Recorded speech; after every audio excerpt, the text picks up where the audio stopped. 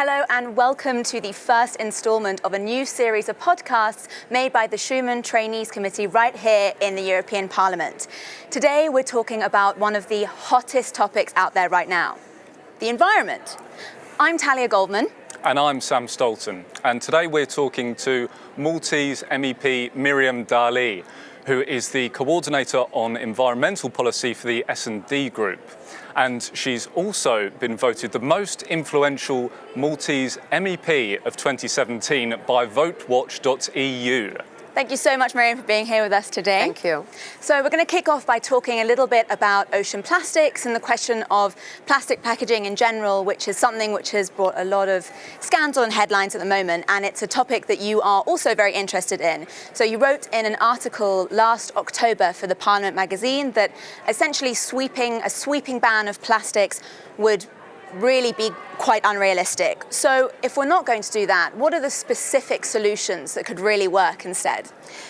Some people are comfortable saying that we need to ban plastics, but I consider that to be a sweeping statement, and I think that it contributes very little to the proper discussion of where we want to go when it comes to plastics. Now, let me be very frank. I come from a very small island in the middle of the Mediterranean, and the Mediterranean Sea is one of the seas which is most polluted by plastics. So I'm no big fan of plastics at all. But I do understand that plastics is in a lot of products that we use. It is also very important. For example, we need to keep our food fresh. If we have a look at also plastics in a lot of products, such as cars, for example, even the things that you usually have on your desk. So I'm not for a ban, a complete ban when it comes to plastic, but I'm all for managing properly plastics, because we need to understand that there is a lot of waste of plastics when it comes to packaging of products in supermarkets, for example. There is a lot of waste of plastics when you go and get a drink. You can take a reusable cup, for example, if you want to have your favorite coffee or tea. You can ban completely plastic straws, in my opinion. So there are issues that we can actually address, but we need to understand that plastics are part of our life, our everyday life, and we need to have the proper balance. So I'm all for reusing products, I'm all for recycling plastics, but having the proper balance to make sure that we do not have plastic waste in our environment, in our seas, and ending up with plastics also in our everyday consumption products. So we have a situation today where microplastics make their way to the seas, they end up in the fish that we eat, and they end up in our plates. I don't want that. I don't want that for my children, I don't want that for future generations, but most importantly, I don't want that for us here living today. Absolutely. So you touched briefly there about food waste, and essentially the idea that if you completely ban single-use packaging, particularly in food packaging, there is a risk that this could often lead to a greater amount of food waste, which then translate into a greater amount of CO2 emissions. So you have to have this, potentially have this balance between dealing with plastics, but also food waste with on-the-go food packaging.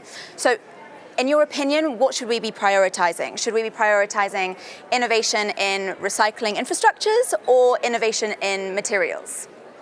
It's all about innovation. So it's all about research, it's all about innovation. I would focus primarily on innovating the product per se, to make sure that we have a product which we can use more than once. I'm not in favor of single-use plastic. I think that we have a product which can be used more than one time, using a product and then dispose of it, littering and throwing it away. We can have a situation where we can use plastic more than once, but making sure that we dispose of it properly, manage it properly, and make do with other alternatives, because alternatives do exist.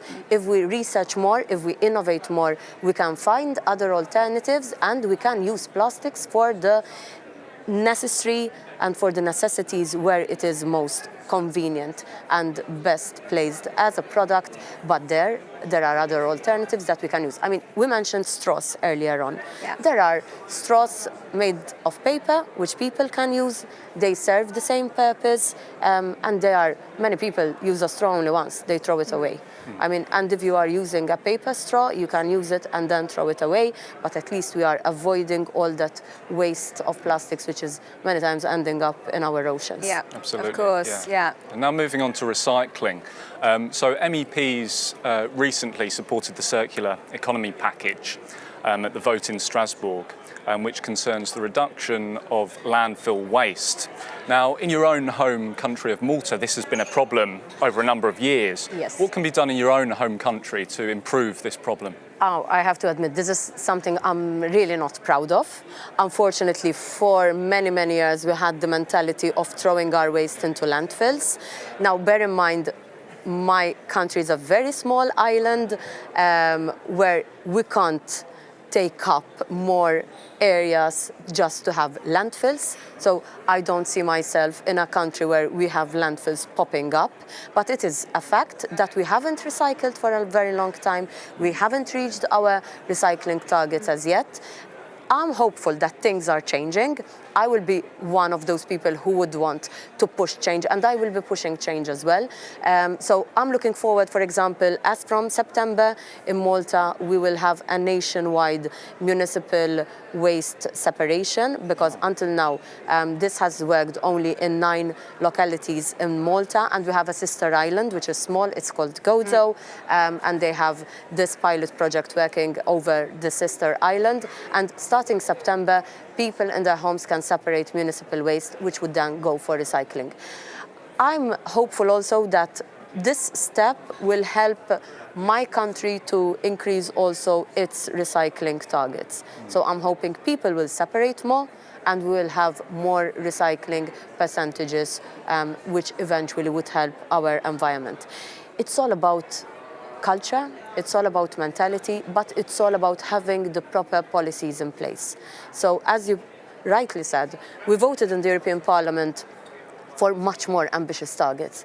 But I'm one of those who believes that when you have policy who is triggering that change, then you've got a whole chain reaction. Because once you have the policy in place, industry needs to change, cities need to change, governments need to change. And that is what triggers change ultimately. So I'm hopeful that in the next years, maybe we'll be sitting here and, I can give you a different picture which would look more what I would consider to be acceptable. Great. And of course, you have the added struggle with the fact that you're a coastal community. But it's very clear that all of this discussion and questions about recycling and plastics, etc., this also amounts to a big problem with CO2 emissions and global warming. And we know that in 2015, there was COP21 and 195 countries signed up to reducing, to limiting global warming to keeping it at 2 degrees. So really what we want to know is, how is the EU progressing with its targets from your opinion? So we were all there at COP21. I was there myself. It was amazing to see everyone coming together. Now I know that there is the United States taking a step back, but I'm still hopeful because I'm seeing individual states stepping up. And I believe that we are living in a different world. We are living in a world where we have different stakeholders understanding their responsibilities, understanding that if we do not step up, things will be much, much worse. You have industries coming forward, you have states coming forward, you have cities coming forward, and I think that there is much of a bigger awareness out there. Now, what I would like to see is not for the European Union to speak only about being a leader when it comes to climate change, but to actually act on those words. Why am I saying this? Because we had very important legislation, such as the emission trading scheme, for example, the effort sharing regulation. I was involved in both. And sometimes I get the feeling that member states speak a lot, but then when it comes to actually taking concrete action, they always take a bit of a step backwards. Okay. And they can do much, much more. And I believe that we need to understand that now is the time to actually make sure that we act before it is too late. Recently, I had a meeting with the president coming from the Marshall Islands, and you start understanding the real situation that they are facing on the ground. So for them, climate change is not a myth out there that people say is happening, but that they are not feeling. They are feeling what is happening when you see your country diminishing in size because it's being taken over and sea levels are rising, when you see that your drinking water has salt water seeping in, then you start understanding what are the real consequences of climate change. And the European Union needs to speak about this, but we need to act, and we need to act decisively and effectively. Okay, great. And you're also a rapporteur for a proposal to reduce CO2 emissions for new passenger cars. What would you say are the tangible and practical benefits for cities and communities for such a proposal? This is not only about the environment. So we're speaking about the topic, transport, emissions from transport, which are still very high in the European Union, and something which we need to address, particularly if by 2050 we want to have a decarbonized economy. So what we are speaking about in today's world is also environment, it's public health, because if we have better air quality in our cities, at the end of the day, it's our citizens who are going to benefit, but it's also about the competitiveness of the European industry.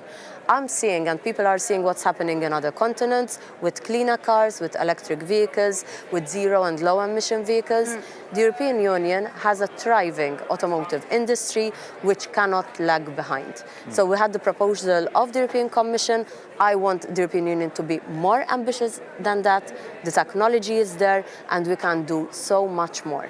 And we need to make sure that we do not go 10 years down the line and see other continents taking the lead when it comes to the automotive industry, and we are still lagging behind because the whole world is going towards having more cleaner vehicles. Ultimately, it's cleaner air, less diseases for our citizens, and also it pays the industries. And when I'm speaking about the industry, it's not only the automotive industry, but all the industries that can be involved if we go really and truly towards zero and low emission vehicles. I think it's a really interesting point to end on as well. The idea we have to really adapt and change our communities and really push government as well to push more effective change, not in terms of just in public policy, but also in our everyday lives. Exactly. And we need to be leaders. Need to be innovative, and we need to lead. Yeah, we need to have courage as well, and I think these initiatives are really important to follow up. Well, I think that's all we have time for. Thank you so much for coming to talk to us today on such an important issue, and we look forward to having